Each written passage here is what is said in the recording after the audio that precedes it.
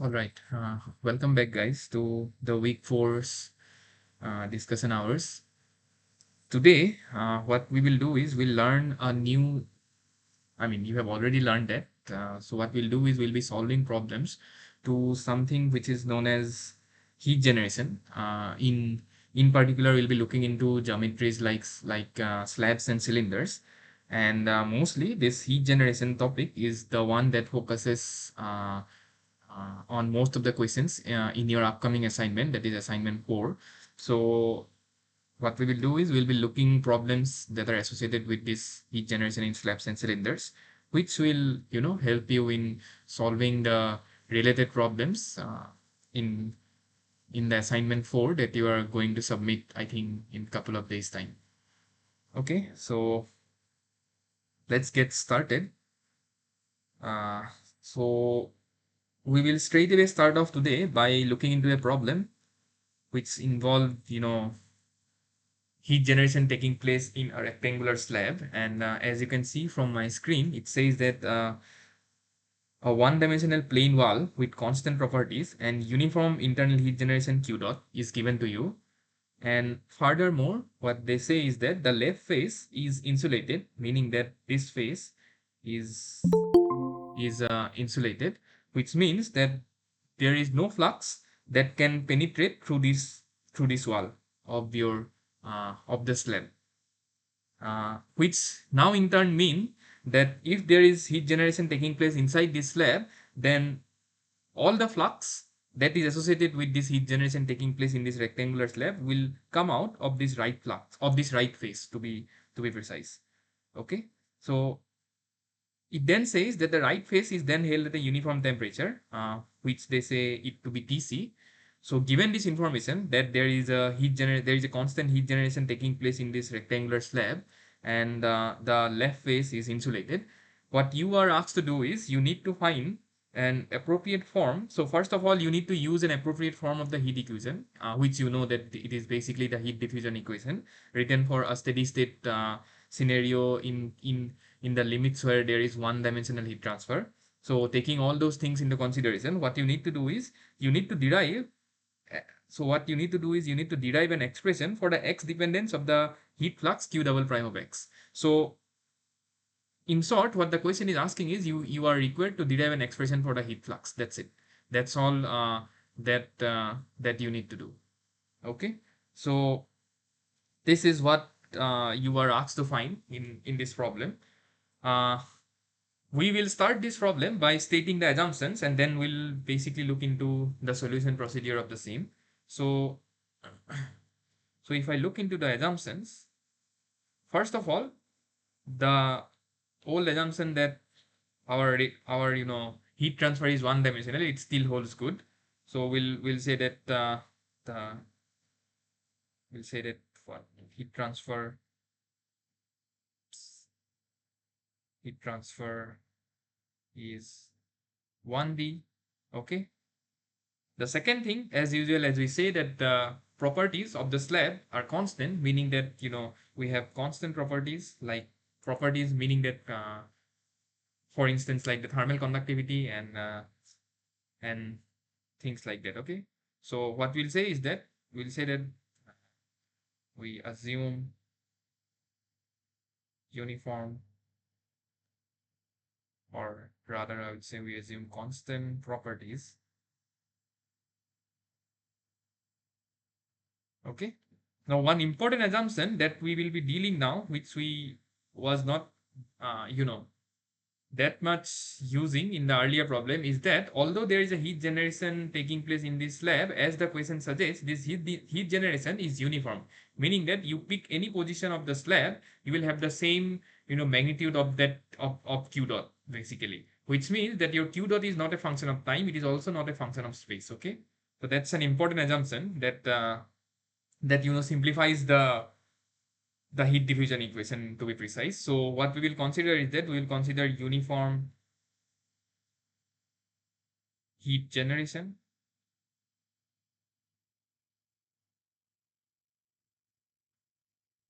and finally we'll say that the overall, the entire process, the entire what to say, process is steady. So you're looking into a steady state analysis here. Okay. So so these are the assumptions that we could straightforward infer from the given problem statement. So having said that, now what you need to do is you need to look into a strategy to calculate basically the heat flux. That's it. Now, this is where you need to understand few things. First of all, in the maybe in the second week precisely or in the first week, what we saw is that if there is a rectangular slab and there is no heat generation taking place in the rectangular slab, in addition to all other assumptions that the properties are constant, the heat transfer is one dimensional, what we saw is that if there is no heat generation taking place in the slab, in that context your heat flux was constant and your temperature profile was linear, as we saw. Okay, and this concept we have utilized in something which is known as conduction networks, where the concept is just the same. So for instance, you can write that your resistance is L by Ka when your heat flux is constant, and of course there is no heat generation, and also we are looking into 1D heat transfer scenarios. Okay, now when heat generation comes into the picture, which is the main, which is the main idea of discussion, of this discussion hour, we will first and foremost we will see that, and we need to appreciate the fact that your heat flux will not be a constant with space. Okay, that means your heat flux will now be a function of function of x, in this context, because your heat transfer is just taking place in the x direction. As well as you will see that, and we have all and you have also derived that in your theory classes, is that the temperature profile is now not a linear function. So your temperature profile is no longer a linear function of x. To be precise, in case of slabs, you will see that your temperature profile is parabolic in nature, which means that your heat flux is now a function of x, and this is something that we will precisely derive in this exercise. Okay, so then that's exactly what the question is asking us to do. So they are just asking us to derive an expression for the x dependence of the steady state heat flux. Okay, so that's it. Then what we will do is, considering these assumptions from 1 to 4, what we'll do is we'll start off. So as I said, so in this kind of problems, we'll always start off from the heat diffusion equation, okay, by invoking these assumptions. Okay, so the heat diffusion equation,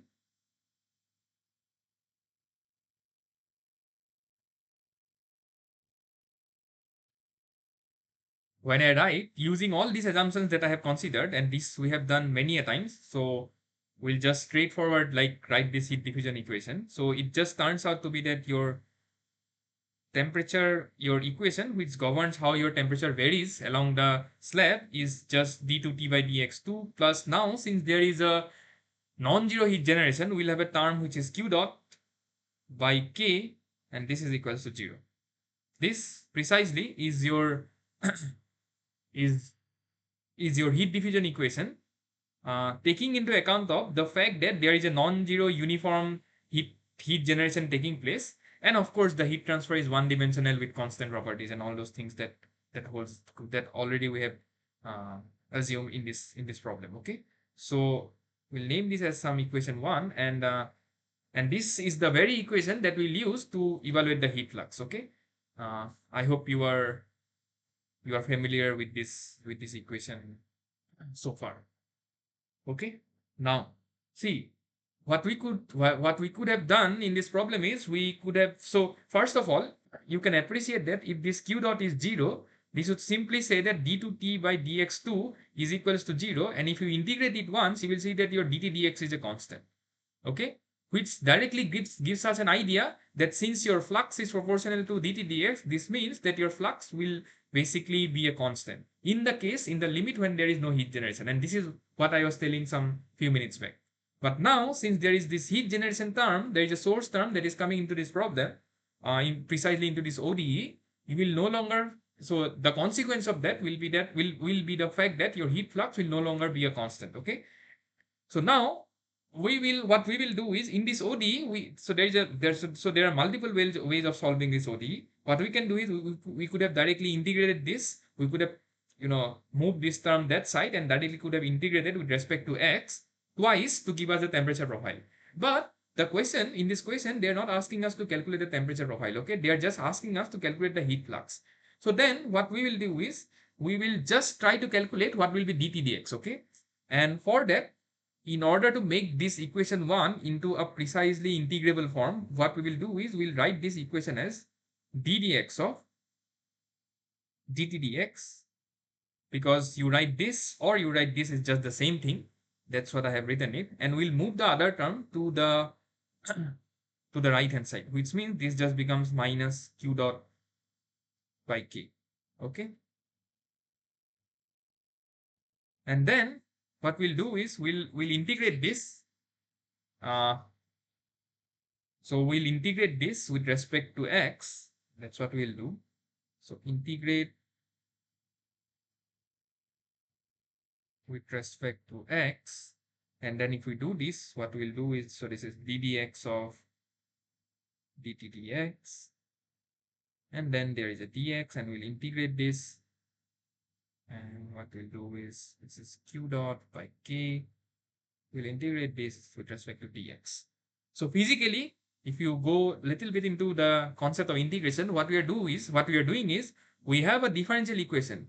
Okay, now the idea of a differential equation is that it is always valid in an infinitesimally small control volume. Okay, that's how differential equations are formed. Okay, it's kind of it's valid in a differential element of the control volume. However, if we are integrating it, what we are essentially doing is we are picking up the differential equation. What we are doing is we are choosing any arbitrary x and then considering an element dx. And what we are doing is we are writing, so we are kind of using the differential equation valid for an infinitesimally small dx and then integrating it over the entire x to get the overall quantity that we are kind of looking for. In our case, it will be the heat flux, and that's the idea behind doing this step from this step.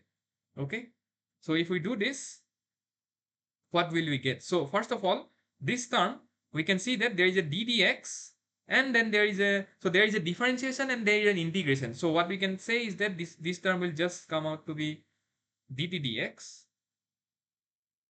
and then this would be minus q dot by k, because this q dot by k, these are all constants, and they are not function of x, so this will just come out to be equal to x, because this term would just give you integral dx.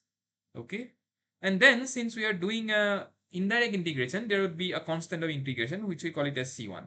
And the way, so what we'll do is we will use one of the boundary conditions. So I hope you know the term boundary conditions. So these constants of integration in such kind of integrals, they are evaluated by using the boundary condition, and we will look what kind of boundary conditions do we need in order to calculate this constant c1. Okay, but anyways, so this is what you get when you integrate expression 1, or I would say equation 1, with respect to x once. Okay, and we'll call this as, let's say, 2.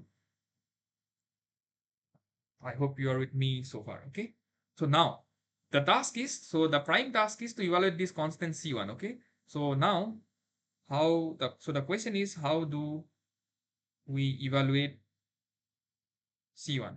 See, why are we interested in evaluating c1? Because ultimately we we require the flux. Okay, and we know that the flux is just minus k times dt dx, which means k is known to us, and if we can completely calculate what is dt dx, this means we know the flux as a function of x. Okay, but in order to completely know dt dx, we need to know this c1, and for that we'll be using one of the boundary conditions that the question has given us. And the boundary condition that we will use is that the left side of the face, which is this face, the left side of this face, this is insulated. Okay, this is insulated. So mathematically what it means is that at x equal to 0, so the mathematical meaning of insulation is that at x equal to 0, that means we are at the left face, my flux is 0. That means my q double prime, which is my flux, evaluated at x equal to 0, and this is basically equal to 0. Okay, now we know that from the Fourier's law, what do we know? We can say that my flux is just minus k times dt dx, evaluated at x equal to 0, and this is 0. And how do we get this? This is just the Fourier's law that we are writing. This is, just the Fourier's law, which means that my dt dx at x equal to 0 is 0. But I know dt dx from equation 2, right? Because we know that dt dx is just dt dx for all x is just equal to this quantity. Okay. Now, what we need to do is we just need to evaluate this quantity at x equal to 0, which is just this c1, right? Because at x equal to 0, this quantity will be basically going to 0 because your x turn out to be equal to 0, which means my dt dx at x equal to 0 is just c1, and then it says that c1 equal to 0 from the boundary condition. Okay, so that's how we evaluate this. We use the boundary condition in order to evaluate the constants. Okay, so now that's it, guys. Since c1 is 0, therefore I can say that my dt dx is equal to minus of q dot by k times x, which now means that the heat flux, which is q double prime, and this will be a function of x. This is just equal to minus k times of dt dx. And then what you do is you substitute the value of dt dx, which is just minus k times. So the dt dx is minus of q dot by k times x. So the minus and minus sign would get convert into a positive. So it would convert into a plus sign. This k and k would get cancelled out, which means that your flux is q double prime of x, which is again this q double prime of x. This simply turn out to be equal to q dot times x. That's it. That's the flux that that they're asking us. Okay, that is the expression of heat flux that the question asked us to evaluate. Okay, all right. Couple of things we can infer. So this looks like a very simple exercise, but there are a couple of things that we can infer from this problem. If you pay a close look, what we are getting is your heat flux at any location x is equal to your heat generation rate times x.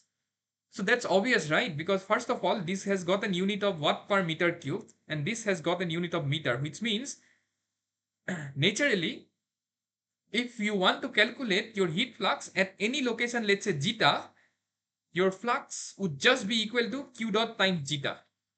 Okay, that's what the math says, and that's what we have got. Physically, you can also infer that if you just simply, so if you just use the energy balance technique that we have been using in the previous videos, you can say that whatever the heat that is being generated inside this slab, this needs to be dissipated out. Okay, now the only way by which this heat that is being generated through this heat generation q dot can move out from the slab is from this right hand side, is from this right face, right? Because already we know that there is insulation, so there cannot be, so there is no way it's possible that your heat can escape out from this face. This is not possible, which means your flux, the only way your flux can be dissipated or your heat can be dissipated is from this phase. And that's also something that you can infer, because your flux simply came out to be equal to q dot times x. And that's why what you can say is that what I was trying to say is your flux simply came out to be q dot times x. That means if you just put in x to be equal to 0 here, you know that your flux is 0, which is obvious, right? Because you know that at this phase there is an insulation and there cannot be any flux. And if you calculate in the same spirit, if you calculate your flux at x equal to L, which is at the edge of the phase, you can say that it is just q dot times L.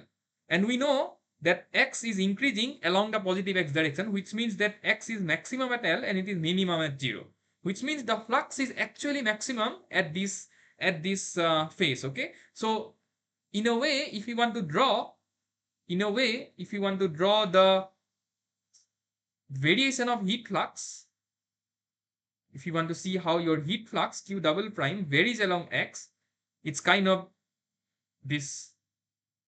So first of all, it's a straight line. Okay, it is 0 at x equal to 0, and it is equal to some q dot times L. It is equal to some q dot times L at x, at when your x becomes equal to L. Okay. So this is obvious, right? Because your x is increasing with L, which means that your flux is also increasing with L, and it is maximum when you are at x equal to L. And this is also something that you can interpret from the result that we got. But anyways, the answer that we need is basically how this heat flux varies with x, and this is something that you can appreciate. Also, one more thing, although so here we didn't bother to, so first of all, you need to understand that heat flux is a vector. Okay, here we didn't bother to basically think about that vector, but you can see that this quantity is a positive quantity, right? Because your x is positive so when you are moving along the x direction, your x is increasing in a positive sense, which means this is positive. Your q dot is anyway positive because this is heat generation, which means that your flux is positive, and that is obvious, right? Because the only way your heat can move is in the plus x direction. It is no way possible that there can be heat transfer in the minus x direction, because we have provided insulation at the left face. Okay, so this is also a quick check that your calculation is essentially correct, because you are getting a flux which in principle is a vector, and it is in the plus x direction. Okay. All right. Okay, so that's it. That finishes the first problem. Uh, I'll wait here for a couple of minutes, and then we will discuss the second problem, which I have already displayed in my screen, and you can take your own time to read this question, and then we will see how to proceed into the solution of this question. Okay, but I'll stop here for a couple of minutes for you to understand how we did the first problem, and then also take your own time to read this second problem, and then I will you know forward the strategy for solving this problem.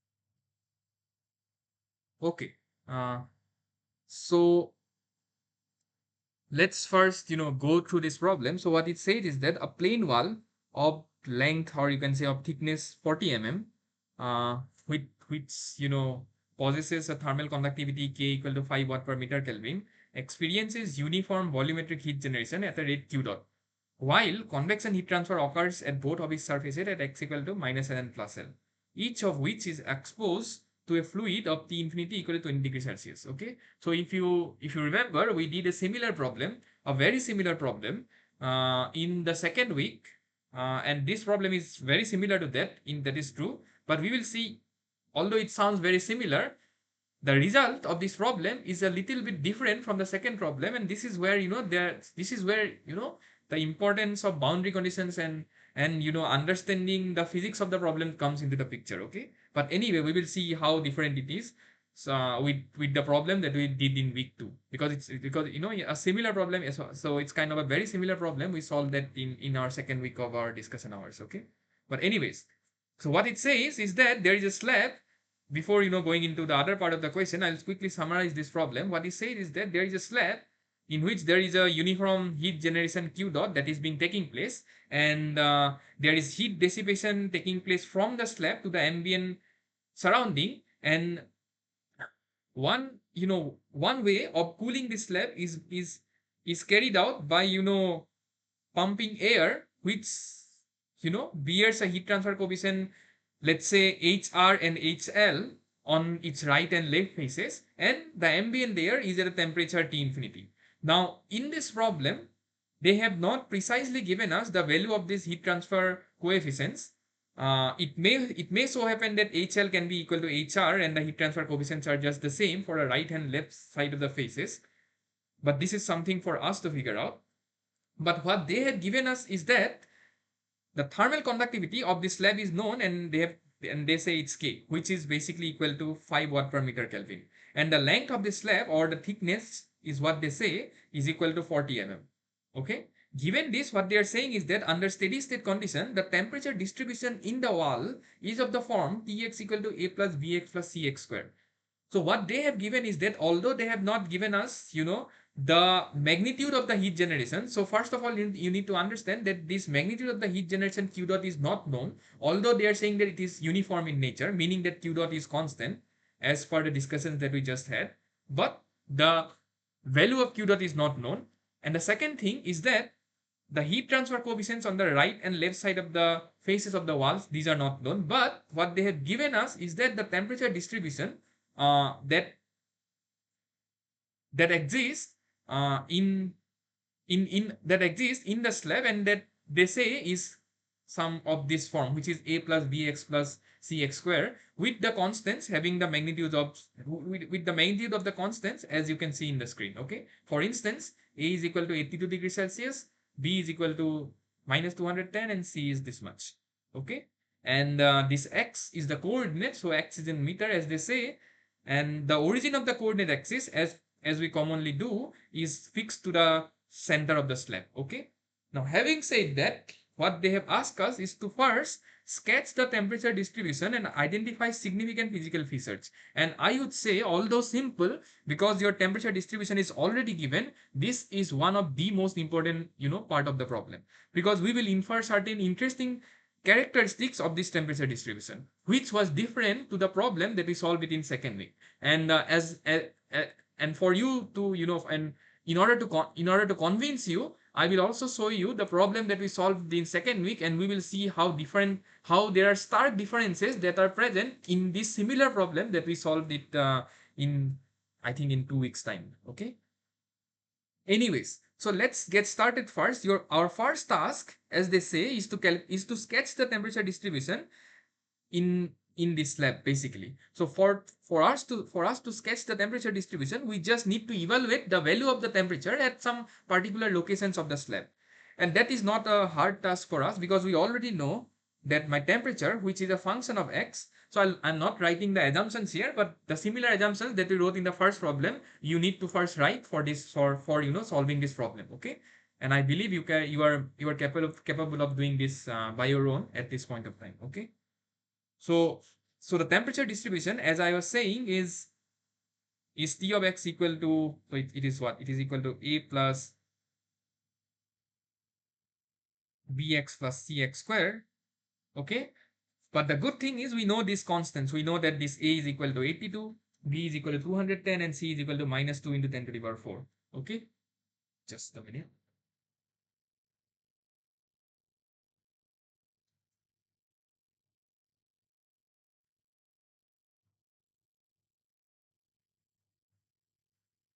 All right.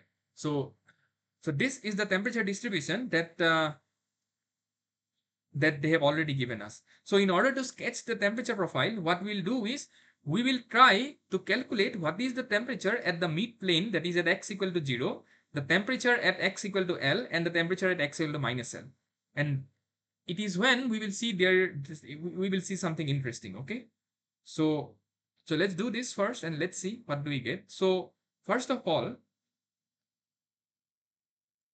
my temperature at x equal, so what is T at x equal to 0? So then if I calculate this at x equal to 0, these quantities just disappears, and then it is just A, which is equal to 82 degrees Celsius. Okay. So, so this means, so let's kind of mark this temperature. So at x equal to 0, I have my T as 82 degrees Celsius. Okay. Now let's calculate T at x equal to L. I know that my L is equal to what? So my L is equal to 20 mm, which means it is just 20 into 10 to the power minus 3 meters. So we'll just substitute these values. So this then becomes xt at x equal to L is equal to A, which is, so I'll just substitute now. So A is equal to 82 plus my B is equal to minus 210. So then this becomes minus 210 times my L, which is 20 into 10 to the power minus 3. And then I have cx square, where c is also minus, and this is equal to minus 2 into 10 to the power 4. Okay, so it's 2 into 10 to the power 4 into L square. So then this becomes 20 into 10 to the power minus 3 whole square. Okay, so that's it. That So this value, if you evaluate, this is just, so you can just substitute this in your calculator and evaluate. So this is your t at x equal to L, and I have already done this at my end. You can see that if you evaluate these values, this t at x equal to L comes out to be equal to 69.8 degrees Celsius. Okay. I hope so far you are with me. And similarly, if you do the same exercise at x equal to minus L, so if you evaluate t at x equal to minus L, what you will see that you will simply get your t at x equal to minus L, which is the left side of the face, as 78.2 degrees Celsius. Okay. So I think these three temperatures, that is the temperature at the mid plane, the temperature at the right face, and the temperature at the left face, are sufficient to, sketch the temperature profile. So let's first, write these temperatures. So at x equal to my L, I have my temperature as what, 69.8. So this is 69.8 degrees Celsius, and my temperature at x equal to minus L is what? So this is 78.2. So this is 78.2 degrees Celsius. Okay.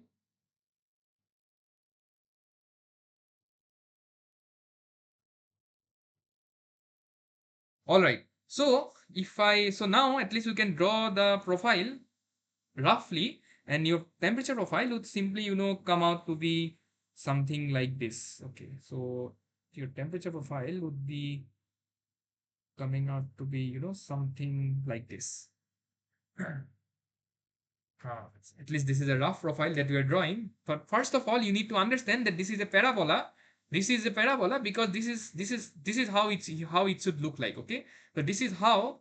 So the variation is indeed, it's a parabola, which is a plus bx plus cx squared. Okay, but one of the stark difference that we can infer from this problem is that your temperature profile, although it's a slab with uniform heat generation taking place and your ambient fluid is at 20 degrees Celsius, your temperature distribution is not symmetric about the mid plane. Okay, this is one of the difference that arises from the problem that we solved in the second week. So remember, in the second week we solved this problem. If you remember, your temperature distribution was such that it was symmetric about the mid plane, but here, on evaluating the temperature profile, we saw that the first difference that we can infer is that your temperature profile is not symmetric about the mid plane. Okay, now why is that case? Why is the case? This is something that we need to understand through this problem. Okay, because we can see that in the problem that we solved in the second week, the ambient fluid was at 20 degrees Celsius. Here also the ambient fluid is at 20 degrees Celsius. We have a slab with uniform heat generation in the previous case. Here also we have a slab with uniform heat generation. But it turns out that your temperature profile from that is given to us, it is not symmetric about the mid plane. So why is that the case? So the possible conclusion for this is the fact that in the previous case, the temperature profile was symmetric because the heat flux at the right and left faces turned out to be exactly the same, which renders that, which gave us the information, or it it it it kind it I mean, what to say? Since the heat flux at the right and the left faces, were the same, this means that whatever the heat that was being generated inside the slab, it has to be dissipated equally from the right side and from the left side, which means that the heat transfer coefficients, so here is that the important difference lie. It means that the heat transfer coefficients of the right side and the left side has to be equal in this case, and that's how we said. So we said that both the fluids, or there is a single fluid which has the same heat transfer coefficients on the left and on the right side. Okay, but this is where there is a difference that arises in this problem. Since the heat transfer coefficients, although they are not given to us, for a temperature profile to not be symmetric about the mid axis, the heat transfer coefficient has to be different at the right and at the left faces, because the ambient temperature is just the same. So the only possible way that the temperature profile will not be symmetric about the mid axis is the case when the heat transfer coefficients will be different on the right and on the left faces. Had the heat transfer coefficients been the same, okay, the temperature profile has to be symmetric about the mid plane, or else your physics will be, or else the physics will be wrong in this problem. Okay, so I hope now you understand the difference between this problem and the problem that we solved it in the previous in the previous week. Okay, but anyways, this is something that we will show, that your HR and HL are indeed different in this exercise. Okay, so the first part is done. Anyway, I hope you understood the physical inside of this problem. So the first part is done anyway. So they said to sketch the temperature distribution and identify significant physical features. So the most significant physical feature is that although there is uniform heat generation taking place, although the ambient fluids are at the same temperature, the temperature distribution is not symmetric about the midplane. Okay, all right. The second part, okay, the second part that we will do is to evaluate. See, this q dot is also unknown here. Okay, so what we'll do is we will evaluate the volumetric heat generation q dot in the wall, and that we know how to do, right? Because we know that q dot, because the temperature profile is known, we can use the heat diffusion equation to calculate q dot. Okay, so that's exactly what we'll do. So we'll use the heat diffusion equation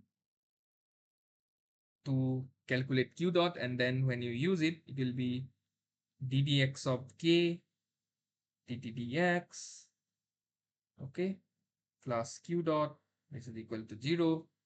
Okay, and you know that your thermal conductivity is constant, so you can directly write that d2t by dx2 plus q dot by k, this is equal to 0.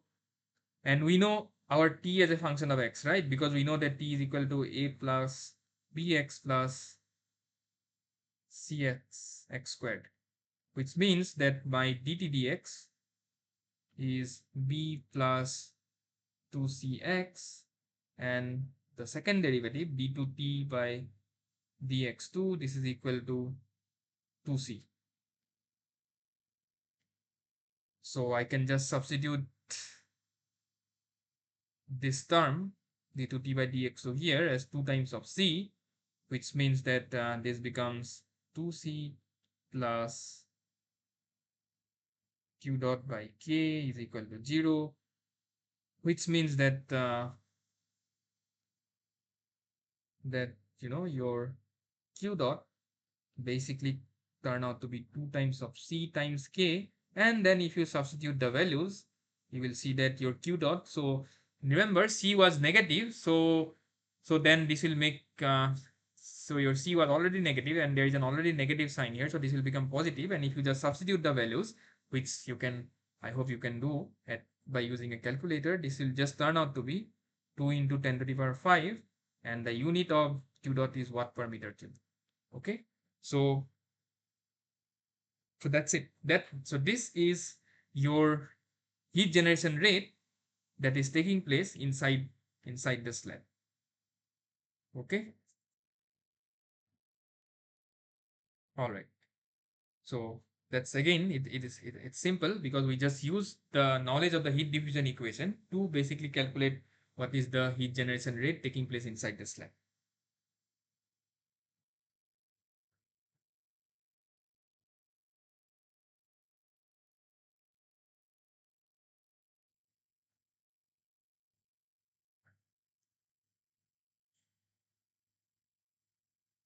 Okay, so this is done. Okay, then let's go into the third part of this problem. So in the third part, what they're asking us is that determine the fluxes qx and x equal to at x equal to minus L and qx at x equal to plus L, and how are these fluxes related to the heat generation. Okay, so this is done. The third part is to determine the heat flux at the boundaries, that is at x equal to L and at x equal to minus L, and this is what we will do. So fluxes at the boundaries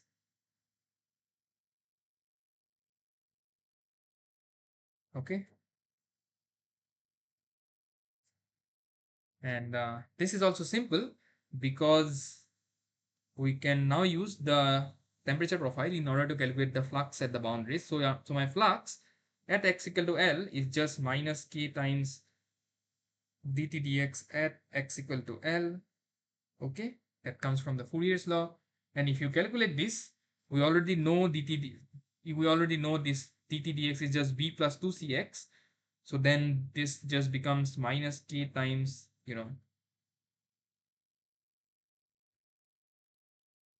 sorry, it becomes minus k times v plus 2cx, but this needs to be evaluated at x equal to L. So then this becomes minus k times b plus 2cl. And then if you substitute all the values, you will get your flux to be equal to 5050. I have the answer with me. It just comes out to be equal to 5050 watt per meter square. Just substitute the values of, these quantities. You know L equal to 20, C, the value of C is known, B is known, and K is also known. You substitute, you'll just get the flux as 5050 watt per meter square. Okay. Now, let's calculate the flux at the left face, which is q double prime at x equal to minus L, which again just becomes minus k times of dt dx at x equal to minus L. Okay, and if you calculate this, this becomes, minus k times dt dx at x equal to minus L becomes, b minus 2cl.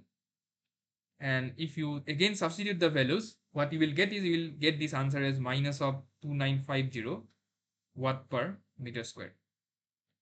Okay, and this is your flux. So this is your flux on the left face, this is your flux on the right face. Again, the minus sign indicates that since your heat flux is a vector, the minus sign indicates that your flux is in the negative x direction, which is the case because your heat is generated inside the slab, and the way heat can be dissipated is from the right face in the positive x direction, and on the other hand from the left face in the negative x direction. Okay, because this is your plus x direction that we consider. Okay, and that's the reason why we are getting a minus sign uh, in the flux at x equal to minus m.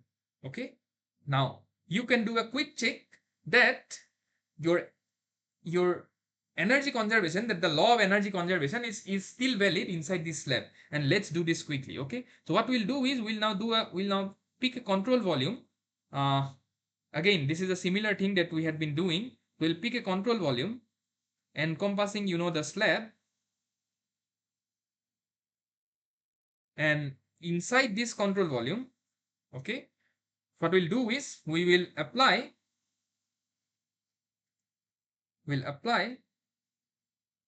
energy conservation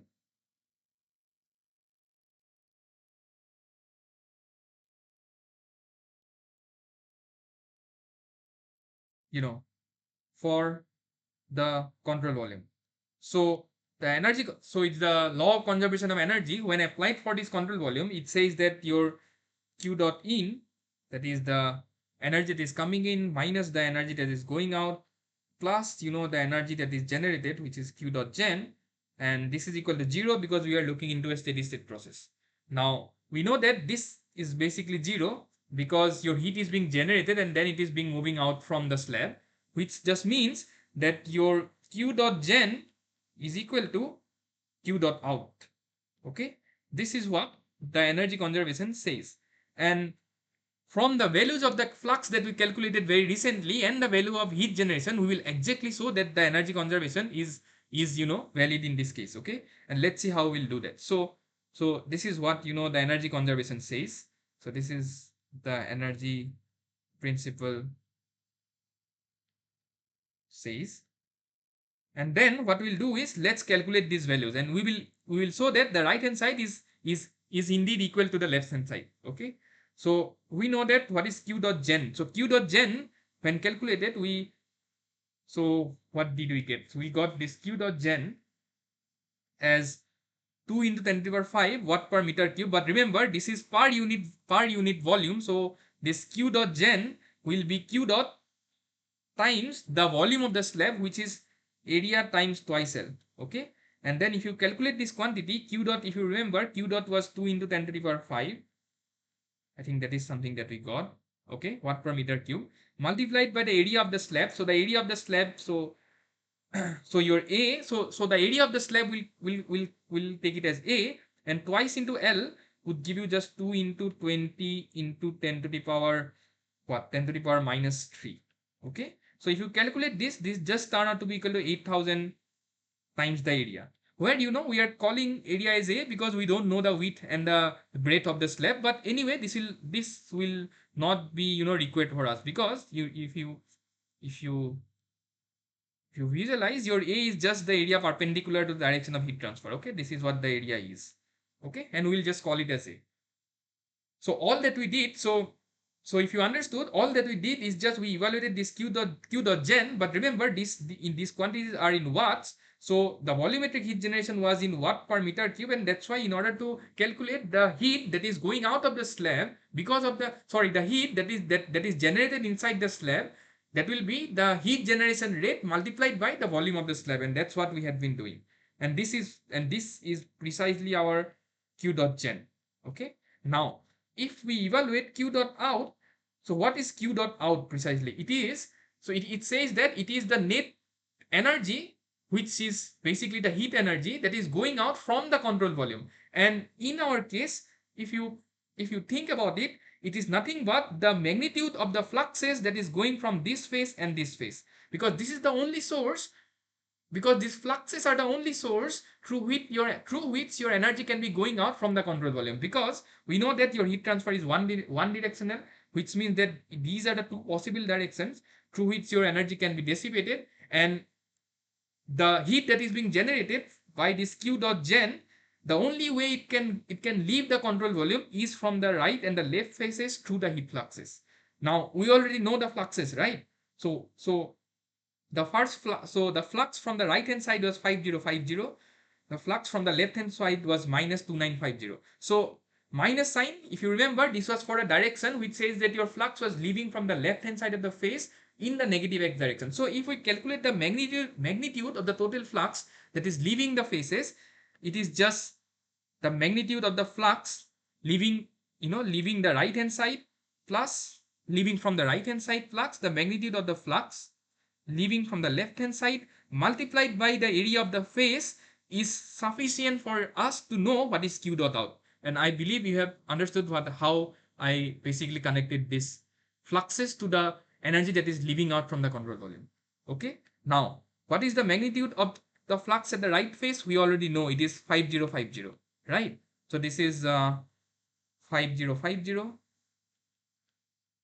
And what is the magnitude of flux leaving from the left phase? We know that the flux that is leaving from the left phase is minus 2950. I repeat, this minus sign is just a statement which says that your flux is leaving from the negative flux, so your direction of flux is in the negative x direction. But if someone asks me what is the magnitude, it is 2950, okay, which is just plus of 2950, and then this is multiplied by area.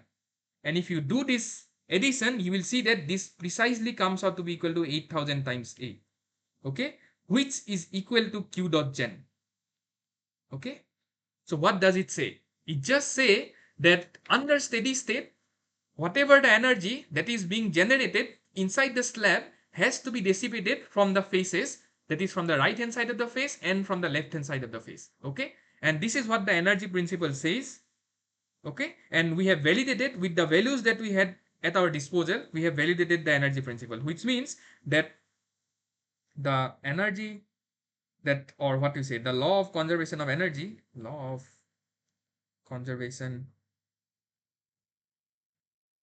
energy is indeed satisfied.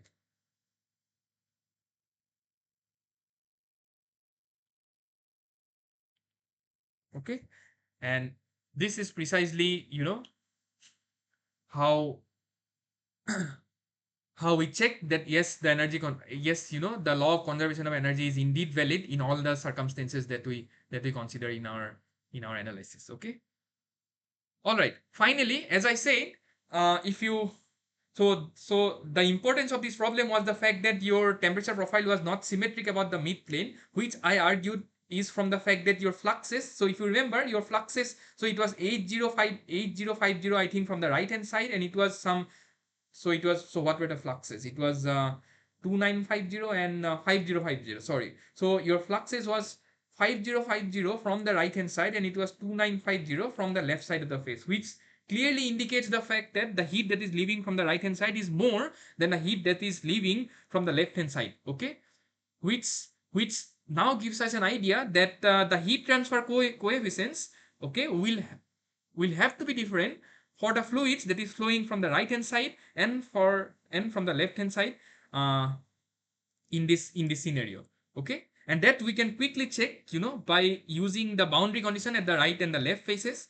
And although I'll not calculate its magnitude, I'll show you how to do, and you can check it out at your end. Okay, so what we'll do is at the right face,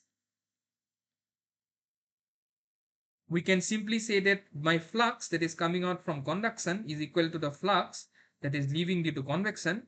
And that is simply a flux balance that we are doing, and we have been doing this from week 2, because we know now how to apply these boundary conditions at the interfaces. Okay, so my flux from conduction is just minus k times dt dx at x equal to L, and my flux for convection is HR, which is the heat transfer coefficient from,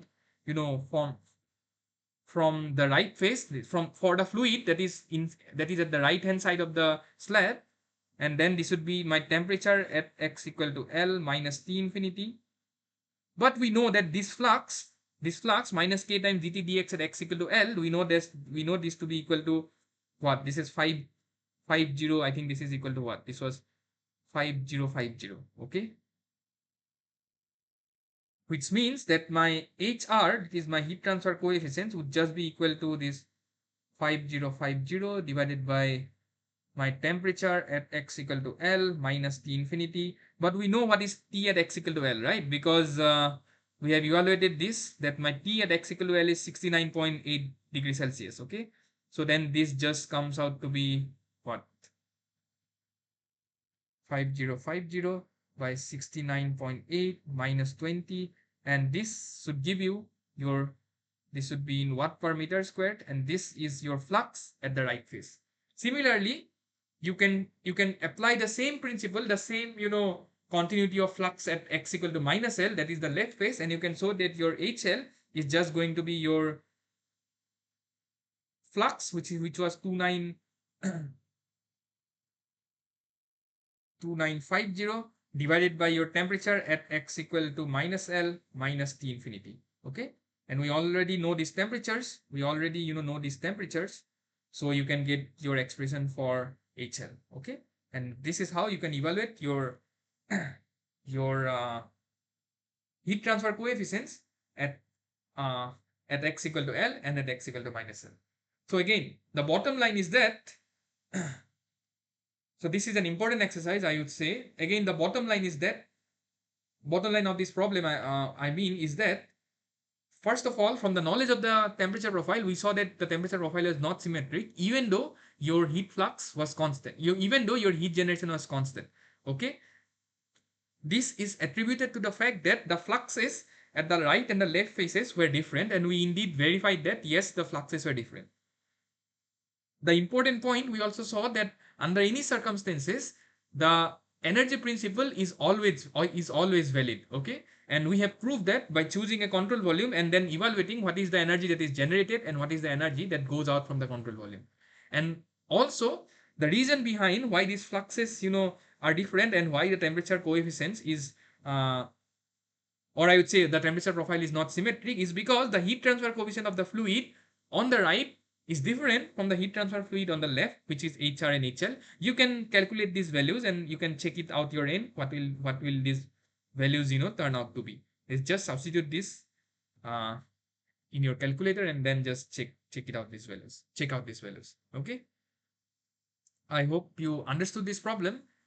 That's it, guys. That's what we need to evaluate in this problem. I believe this is a good problem. This is an important problem because it gave us many insights related to heat generation, and in principle, heat generation taking place inside slabs. Okay. All right. So this is also something that we calculated. Okay. Fine.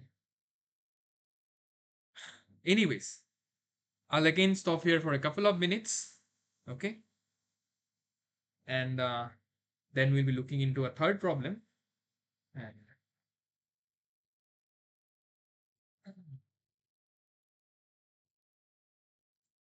and just for your reference, I'll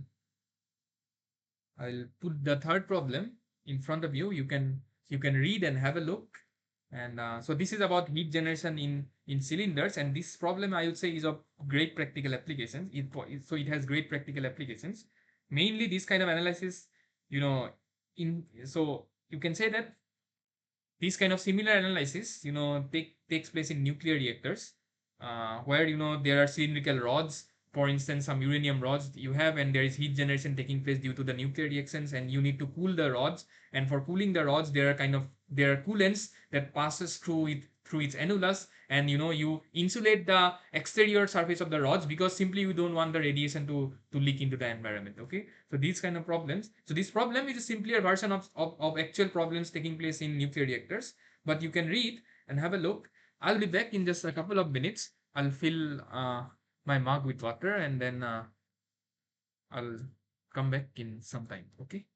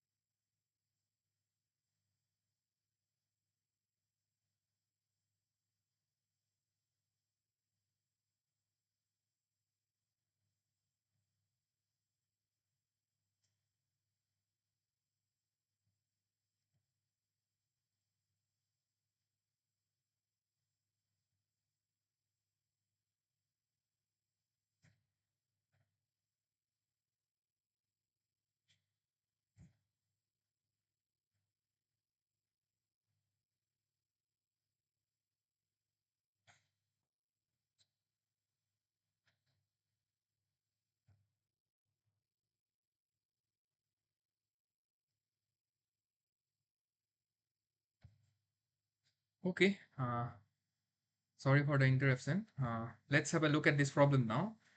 So So what is it? So it says that a long solid tube insulated at the outer radius R2 and cooled at the inner radius R1 with heat generation Q dot within the solid. So as I said, so they have a cylindrical annulus.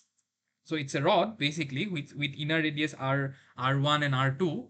So at R2, that is at the exterior face of the rod, there is insulation, which means that heat transfer cannot take place through its outer face, and there is heat generation taking place inside the rod, which means that the only way heat can dissipate from this rod is through the interior face of the rod. Okay, and in order to cool the rod faster, there is a fluid which is flowing through its annulus, which possesses a temperature T infinity with heat transfer coefficient H infinity. Okay, this is what the question has asked us to do. This is what the question has mentioned us. Okay, so the first task is to evaluate a general solution for the temperature distribution in the rod. That is how your temperature profile will vary along the rod is something that we need to find, which is just T as a function of R. Okay. And then what they're saying is that in a practical application, a limit would be placed on the maximum temperature that is permissible at the insulated surface R equal to R2, specifying this limit as Ts to identify the appropriate boundary condition that could be used to determine the arbitrary constants appearing in the solution. So what they're saying is that under specific conditions, this temperature at the exterior face is limited to a value which is let's say Ts2, which is just the constant. So using this value, which says that my temperature at R equal to R2 is Ts2, and also the fact that my flux at R equal to R2 is equal to 0, using these two boundary conditions, they have asked us to evaluate the constant that would appear in the governing equations for the temperature, or in the temperature profile that we will solve from the first part. Okay. Now these are the two, so these are the first and the second task, and let's first do this, and then we'll see into the tasks 3 and 4 that we need to do. But let's carry out the first and the second task first. Okay. And then we'll see the task that is, and then we'll see the points 3 and 4. Okay. So I hope the problem is clear to you. If not, I'm repeating once again. So it's just a rod which is kind of an annulus, which has an inner radius R1 and it has an outer radius R2. Okay. Maybe I should sketch this in. This is R1 and this is R2. So at the exterior of the rod, it is insulated, which means that there is no heat flux that can escape this surface from its outer surface, and there is heat generation taking place inside the rod of uniform magnitude. Okay. Now the only way the heat that is being generated inside this rod can pass to its surrounding is from the inner face, that is from the face R equal to R1, and in order to cool this rod faster, they are flowing, or they are moving a fluid, or there is a flowing fluid flowing through the inner annulus of the rod, which is at temperature T infinity and heat transfer coefficient H. Given this information, our first aim is to calculate the temperature profile T as a function of R. Okay. And after that, we need to evaluate the constants. We will so since the heat diffusion equation is second order in nature, primarily we are going to have two constants, and in order to get these two constants uniquely, we precisely need two boundary conditions. And for that reason, one of the boundary conditions that we will use is the fact that my outer face is insulated. The second boundary condition we will use is the fact that my exterior surface is at a temperature Ts2 that they have already given to us. Okay. Using this, let's try to see what is the temperature profile, and then we will see the other parts of this problem. Okay. I hope the problem is clear. So as we do, we will start off by writing the heat diffusion equation. So the heat diffusion equation. But now, importantly, we will be using a cylindrical coordinate, which is r theta z. Okay. So we'll write this heat diffusion equation in a cylindrical coordinate.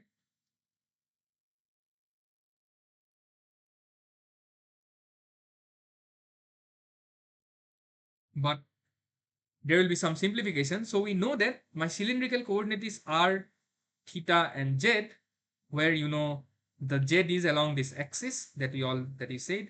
Theta is the angle that you get when you move around the z axis in cylindrical coordinate. But we will assume that my temperature distribution is axisymmetric, and this is also the case in reality, because there is no way which says that your temperature distribution will not be axisymmetric. Okay, because your heat generation is uniform. So if you are here, or if you are here, you will experience the same heat generation if these are at the you will experience the same heat generation, plus if these points, let's say I'm at this point, or I'm at this point, if these two points are at the same radius, let's say r, okay, then your temperature profile will not be different, irrespective of whatever angle you move around the z axis. Okay, irrespective of where you are, around the z-axis, if you are at a constant r, you will see the same temperature, which means that my temperature profile,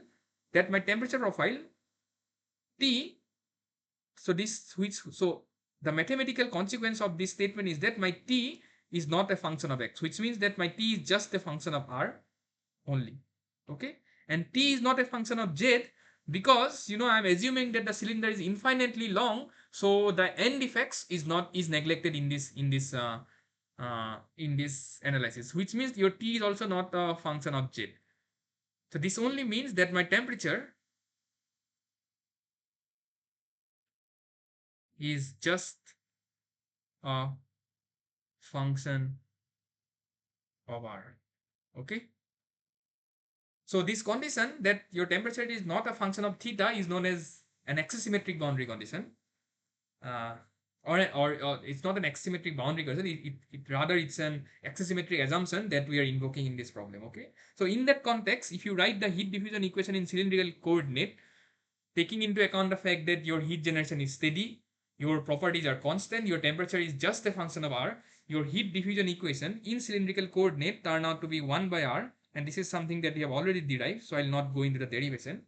It just turned out to be 1 by r times ddr of rk dtdr plus q dot is equal to 0.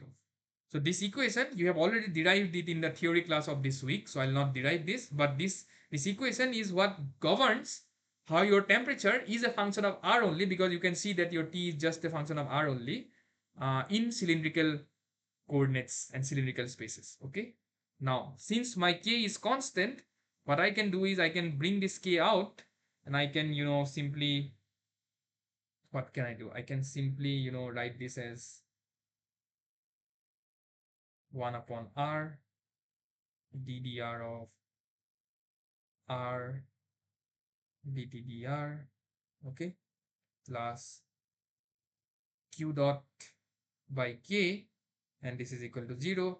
And then what I'll do, so I hope you understand that the goal is to determine this T. Okay, so what I will do is I'll multiply this equation by r on both sides, which means I would get ddr of r times dtdr, okay, plus, and then what I'll do is I'll take the other term on the right hand side, then this becomes minus of q dot by k times r, and then what I will do is I'll integrate this with respect to r, as we had been doing in Cartesian geometries. Okay, so integrate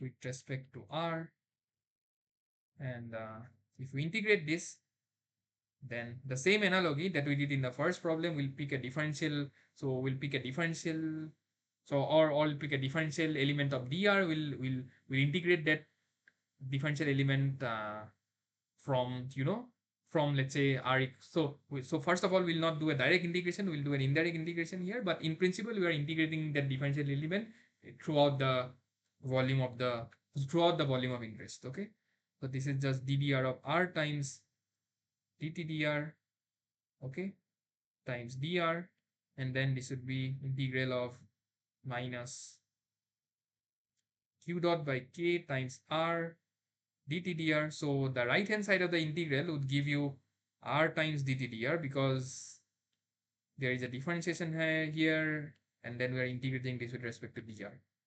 And the left hand side, so we just have integral of r dr, because these are just constant, it will just come out.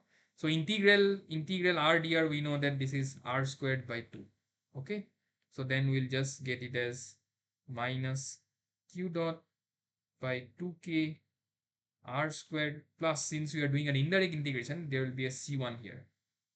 And then what we'll do is we'll again divide the entire equation by r, so then this becomes ddr, then this becomes minus q dot by 2k times r plus c1 by r.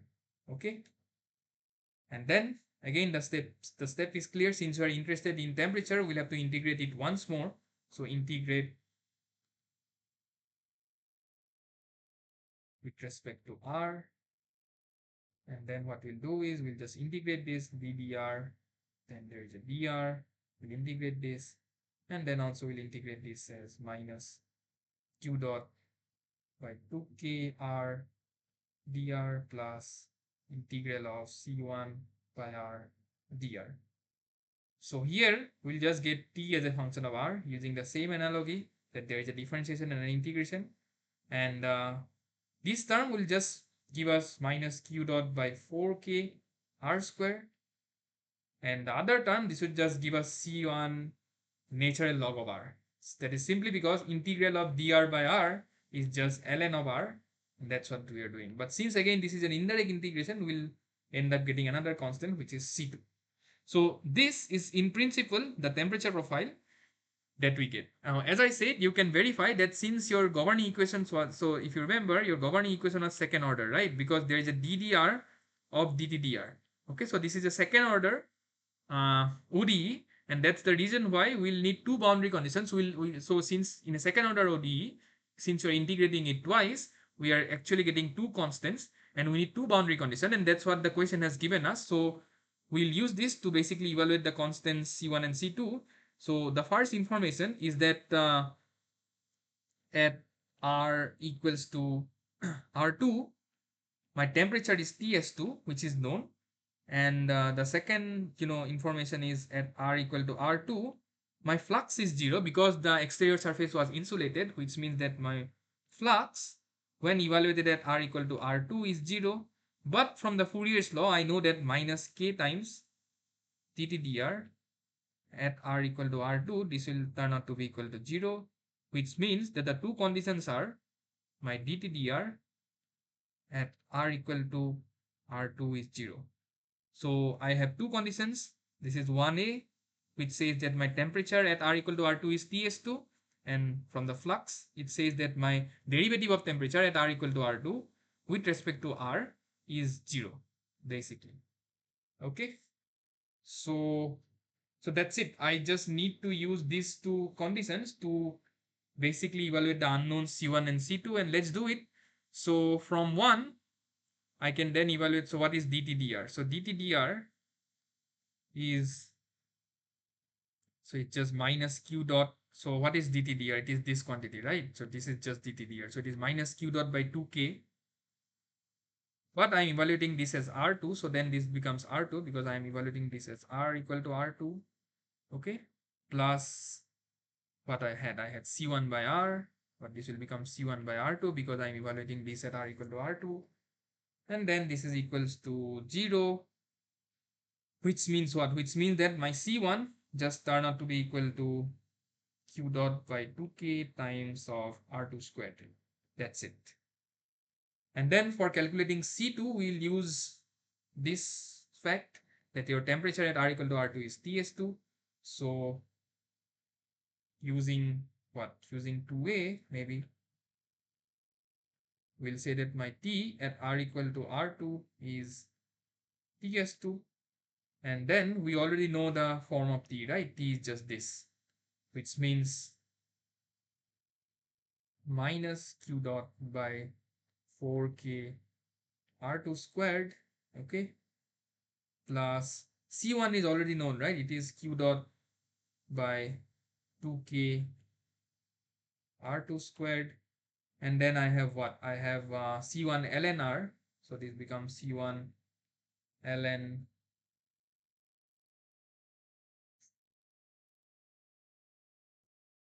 c1 is this. I hope I'm doing it correctly. So this is 3k. Hold on, did I do this correctly? I hope I did. Okay, all right, yeah. So this is q dot by 2k r2 square, and this is c1 ln r, so this will be just become ln r2, and then I have c2, okay, and then this is equal to ts2, which means my c2 simply turn out to be equal to what? ts2 plus q dot by 4k r2 squared minus q dot by 2k r2 squared ln r2. That's it. This is C2. So I have C1 and I have C2. All I need to do is I just need to substitute this C1 and C2 into equation 1 to completely determine the temperature profile. Okay. So therefore what I'll do is I'll just substitute C2 and C1 in 1, or I think it is equation, okay, it is equation 1, okay. So if you substitute this, what you should get is, you should get that your t as a function of r, if you do this substitution, you can check that your t as a function of r would simply turn out to be ts2 plus q dot by 4k r2 squared minus r squared minus q dot by 2k r2 squared ln of r2 by r1. Okay, this is what you should get as your temperature profile. It's very simple. Just pick these values of C2 and pick these values of C1, substitute it here. You will get a term like ln of r2 minus ln of r1, and then you can simply, sorry, this is ln of r actually, because you will get a term like ln of r2 minus ln of r, and then you just use the fact that your ln a minus ln b is just ln of a by b, and that's from where we are getting this term, and these terms are trivial. You just do the substitution, and this is what you should basically get, okay, as your temperature profile. So that's it. That's how. So this is the temperature profile. So this is how the temperature will vary inside the slab, provided that there is a heat generation of magnitude q dot, basically. Okay,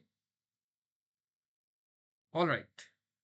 So then let's see what the third part of the question asks us. So what we did is, we have done the first part. If you remember, we obtained an expression for the temperature profile, but in the first part, while solving the heat diffusion equation, we were left with two unknowns, C1 and C2.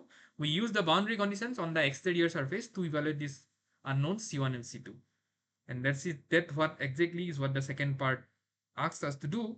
The third part is, what they're asking is, determine the heat removal rate per unit length of the tube.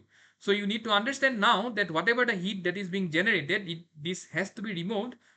This will eventually be removed, or this will be removed uh, through the interior surface of the cylinder.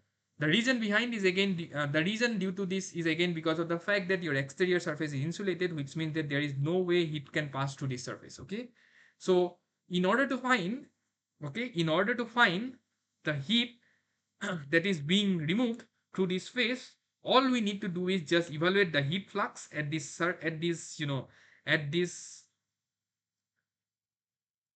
at this surface, and then multiplied by the perimeter in order to get the heat removal rate per unit length. Okay, because they're asking us what is the heat removal rate per unit length.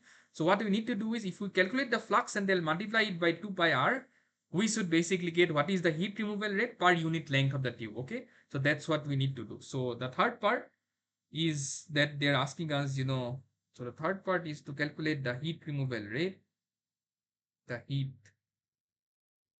removal rate, and they're asking precisely the heat removal rate per unit length of the tube.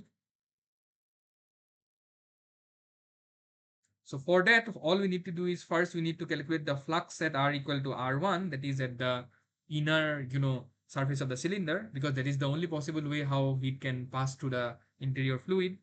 And this is nothing but, from the Fourier's law, turn out to be minus k times dt dr at r equal to r1. Okay, and then the heat removal rate, then I'll call it as q dash, which is the heat removal rate per unit length, is nothing but the flux, which is q double prime at r equal to r1, multiplied by the perimeter, which is 2 pi r1 basically. So then this q dot just turn out to be, so if I just substitute this term as this just turn out to be minus of 2 times k times pi r times dt dr evaluated at r equal to r1, and we know what is dt dr, right? So dt dr is just this. Dt dr is just this. Okay, so let's quickly do this. So my dt dr is what? So it is minus 2 dot by 2k r plus c1 by r. So it is minus q dot by 2k. Now this would be R1 because we are evaluating this at R1 plus C1 by R1. And we know that my C1 is just this. So what is C1? C1 is q dot by 2k R2 squared. So C1 is just q dot by 2k R2 squared. So we'll just substitute this C1 here, which means that my dt evaluated at R equal to R1, we are evaluating this at R equal to R1. This should be minus q dot by 2k R1 plus 1 upon R1 times q dot by 2k R2 squared, R2 squared. And then if you just take this q dot by 2k common, you should get what? You should get R2 squared by R1 minus R1. Okay. And then if I substitute this at here, your heat removal rate per unit length Q prime evaluated, at R equal to R1 will be just minus of 2k pi R1 times your dt dr at R equal to R1, which is just this, which means it just turned out to be equal to q dot by 2k times of R2 squared by R1 minus R1. And then let's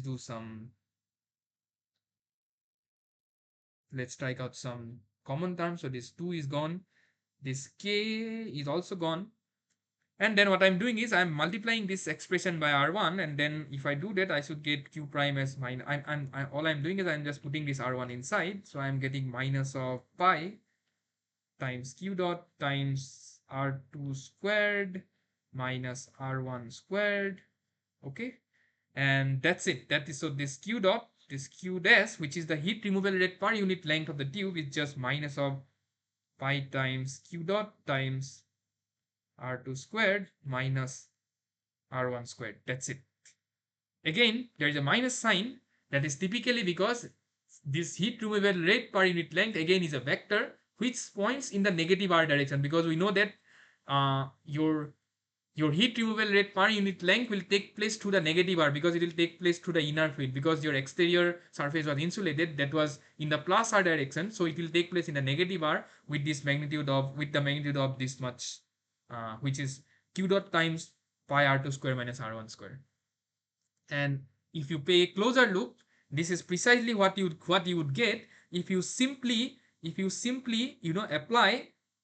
This is something that you can do at your end. Simply apply an energy balance here and prove that you will simply get. So if you just do this E dot in minus E dot out plus E dot generated is equal to 0. And of course, because of the fact that your E dot in is 0, because heat is just going out of this solid, you will simply get that your heat removal rate per unit length by energy balance will precisely be this. Okay. I'll just give you a hint. This pi times this quantity, pi r2 square minus r1 square, is actually the area. It's actually the cross-sectional area of the annulus. So since they're asking it per unit length, what we are doing is, it is just the heat generation multiplied by the volume divided by per unit length is just the heat removal rate that it would, that basically would take place from, that is basically the heat that would go out per unit length of the cylinder. Okay. This comes from the energy balance principle. We did this kind of thing multiple times. You can basically check it at your end, and you will also get the same expression for q dash when you apply the energy balance principle. Okay. All right. And finally, they're asking us to calculate the heat transfer coefficient. That is the part 4. I would leave this at your end, because this is something that we have done repeatedly. Just equate these two fluxes at the inner face, and you will simply get an expression for H. Okay. If so, you can try this at your end.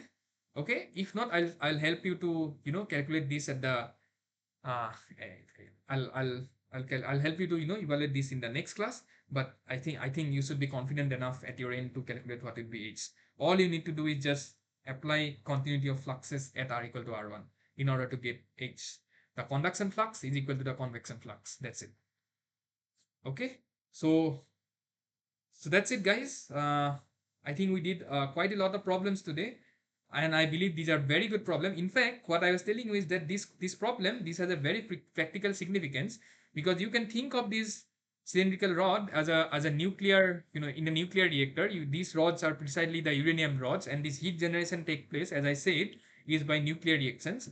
So what they generally do is, you cannot, in order to have a controlled, control fission reaction, you cannot let the temperature of the rod to exceed to a certain limit, because that in that case there would be failure and there would be catastrophe. Okay, so what you do is, you kind of, when there is generation taking place, while there is generation taking place inside the rod, you kind of cool this rod by allowing the cooling fluid to pass through the annulus.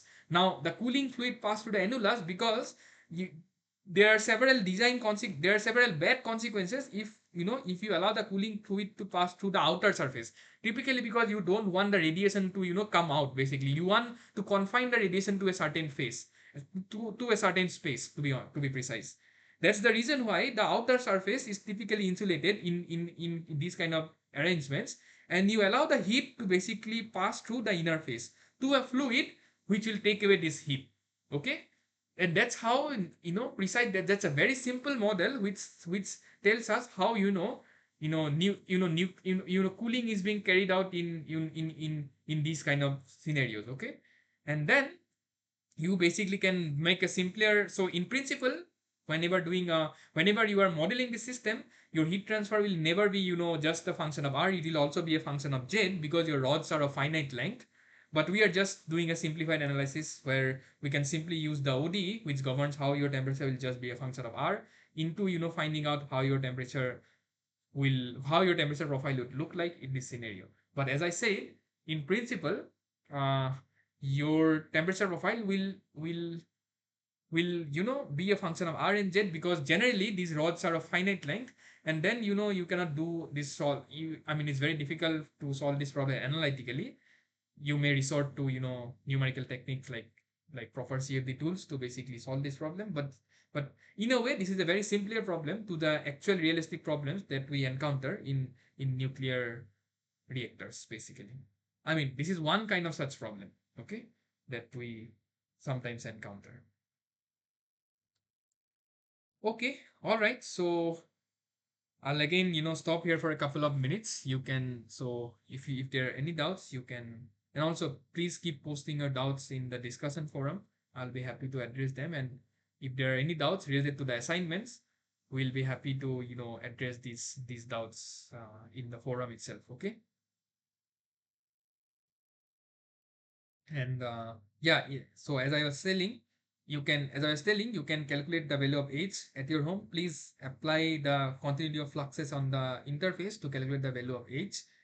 And if not, I will help you to evaluate this in the next class, sorry.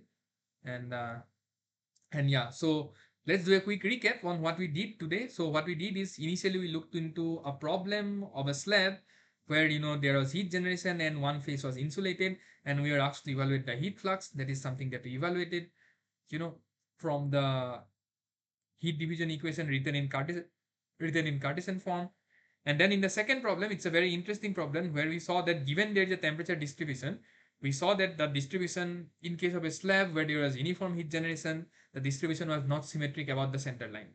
And this was attributed to the fact that the heat transfer rates at the right and the left phases were different, which basically led to the fact that the temperature distribution was not symmetric. And the reason why these heat transfer rates were different physically is because of the fact that your heat fluxes on the left and the right faces are not the same, which resulted in the fact that, sorry, your heat transfer coefficients on the right and the left faces were not the same, which resulted in the fact that the fluxes on the right and the left faces uh, were different. Okay, which is indeed the case, because we evaluated the fluxes here and we evaluated the fluxes there, and we saw that in magnitude they were not equal, which is different from a problem that we solved 2 weeks back where we saw that the temperature profile was symmetric. And since the temperature profile was symmetric, your fluxes were exactly the same on the right and the left faces, which is not the case in this scenario. Okay, and we say that irrespective of whatever problem we solve, the energy balance will always be the energy principle, or the law of conservation of energy, will always be valid, and that we have applied and that we have checked by choosing a control volume, and then we saw that whatever the energy that was, of whatever the heat that was generated. See, in heat transfer problem, if I say energy, please consider it as heat, because this is just the heat transfer course that we are dealing with. Okay, so we just saw that whatever the heat that was generated, or whatever the energy that was generated in terms of the heat, that was equal to the energy that was going out of the control volume in terms of the fluxes times the area. Okay, and then we looked into heat generation in cylindrical coordinates, where we saw that there was a rod with inner and outer radius R1 and R2, and there was heat generation taking place inside the rod. The exterior surface was insulated and it was maintained at some prescribed temperature Ts2. Using that, we derived the temperature profile T. Using that, we saw how the temperature profile would look like, and we saw that T is just a function of R. It is not a function of Z, and it is not a function of theta. Precisely due to two reasons. We assume that it is an axisymmetric problem, which is a valid assumption in our case, because your heat generation was uniform, uh, meaning that at a particular R, if we move around the z-axis, I will witness the same temperature, is what the axisymmetric condition says. And we are assuming that the length of the rod is very large, which means that, the temperature is not a function of z. But in reality, this assumption is generally not valid, that your temperature will also become a function of z because of the finite lengths of the rod. Okay.